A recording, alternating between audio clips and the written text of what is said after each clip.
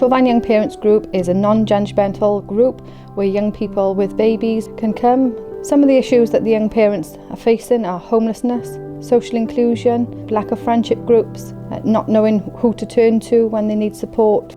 They meet other like-minded young parents, so it's very much a supportive group for the young parents that attend.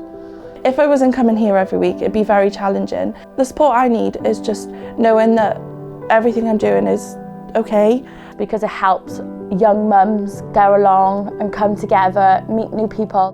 We do a lot of crafts, we do lots of trips. There's a lot of support between all of us, the mums, the kids, everyone. Wherever challenges are faced, we try and get somebody in to cross those challenges with them. Getting the transport door to door is really good because it provides us the safe space and the warm meals. We work in partnership with many organisations to kind of support in child development. We often guide them, teach them cookery skills to ensure that they're kind of more aware and more healthy. So coming here has helped me gain knowledge on cooking, like preparing meals and cooking meals on a budget as well. I think it's just journeying with the young person to make sure that all their dreams and ambitions come true and, you know, they do find their dream goal in the end.